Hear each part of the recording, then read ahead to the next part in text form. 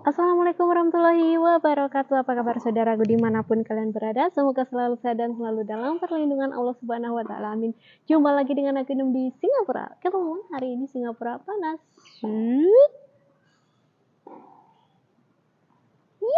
Oke, so hari ini kita di Singapura akan share kepada teman-teman bahwa ada mbak-mbak yang curhatan mbak-mbak dan salah satu teman kita. Oke, namanya adalah Mbak Wiwi yang memang untuk cara untuk memperoleh uang, mencari nafkah itu tuh ada banyak cara.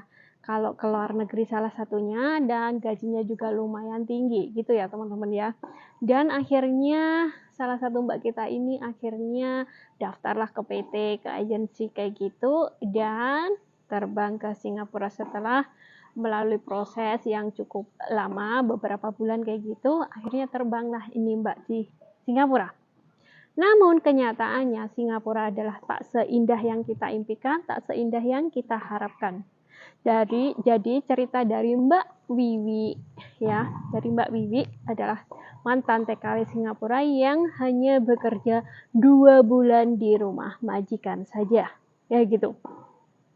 2 bulan di rumah majikan ini dia berpikir awalnya yang sedang di PT ingin cepat-cepat kerja ke luar negeri, cepat-cepat punya uang, cepat-cepat bisa menabung, bisa mencapai atas segala cita-citanya. Namun kenyataan berkata lain. Dia awal-awalnya itu terbang ke Singapura dan mendapatkan majikan India ya teman-teman. Dan majikannya ini ternyata setelah dia berada di majikan India ini cuman bisa bertahan 2 bulan dan mbaknya ini itu kurang tidur, kurang makan juga gitu ya teman-teman. Itu berdasarkan cerita dia, pengalaman dia dan dia sharing kayak gitu. Setelah beberapa hari memang majikannya untuk awal-awalnya itu baik, bagus banget dan fair. Ini cukup, makan cukup, tidur cukup dan tapi nyatanya setelah lama kelamaan berjalannya dengan waktu, seiring dengan waktu, majikannya ini tuh berubah gitu ya. Oke, setelah perubahan ini ternyata Mbak Wiwi ini harus bangun pukul 5 pagi dan tanpa istirahat sampai jam 11 malam. Kayak gitu. Ini berdasarkan cerita Mbak Wiwi, pengakuan Mbak Wiwi gitu ya. Sampai jam 11 malam, bahkan untuk sarapan itu jarang makan sambil berjalan, sambil bekerja kayak gitu. Makan roti 2 piece roti bread kayak gitu. Yang namanya orang dari kampung, biasanya kampung itu semuanya makan nasi ya, pagi siang sore makan nasi. Jadi kita harus untuk awal-awal harus beradaptasi makan bread 2 piece of bread kayak gitu. Kadang dan dikasih juga kopi satu paket ya, seharinya itu 1 paket. Nanti juga dihitung, bread juga dihitung. Akhirnya makan siang itu jam 2, jam 3 kayak gitu. Dan itu pun dikasih waktu selama 10 menit, maksimal 11 menit. Dan harus cepat-cepat gitu. Terus harus bangun jam 5 dan tanpa istirahat. Istirahat kalau 10 menit, 11 menit itu kalau lunch time kayak gitu. Dinner kalau sudah sampai dia istirahat kayak gitu ya. Istirahatnya jam 11 berarti ya sekitar jam 11-an kayak gitu.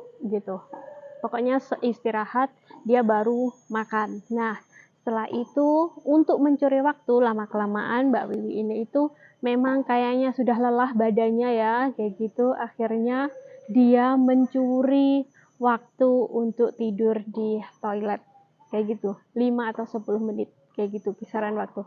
Jadi beginilah rasanya menjadi TKW di Singapura ya, harus mencuri waktu tidur di toilet kayak gitu. Jadi dilama-lamain aja di toilet. Kalau kalian yang menjadi TKW atau TKI di luar negeri pasti akan memahami hal ini. Enggak cuma Mbak Wiwi, banyak kayak gitu ya. Meski saya pun dulu juga pernah kayak gitu loh.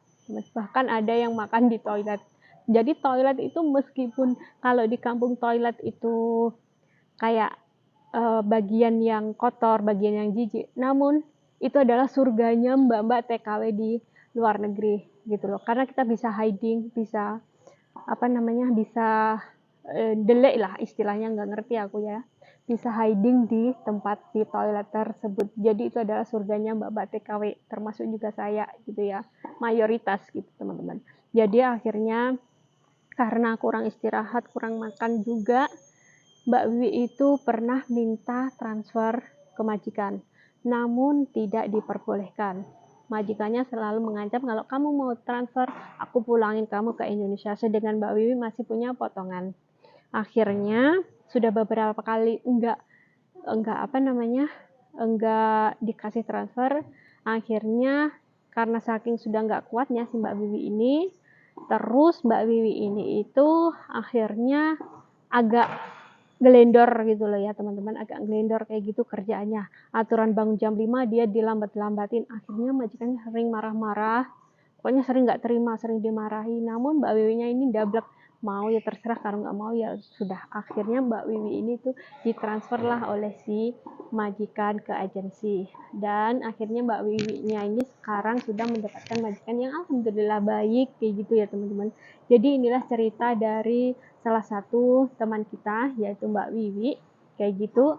Dan masih banyak lagi sharing-sharing dari teman-teman, semoga ini itu bisa bermanfaat atau menginspirasi bagaimana cara kita mengendalikan jika tidak benar-benar sudah nggak kuat, sudah nggak betah di rumah majikan. Kalau memang badan kita sudah nggak cukup kuat untuk menangani majikan, untuk bekerja di rumah majikan, nah beginilah, mungkin kalian bisa sharing atau komen di bawah ya.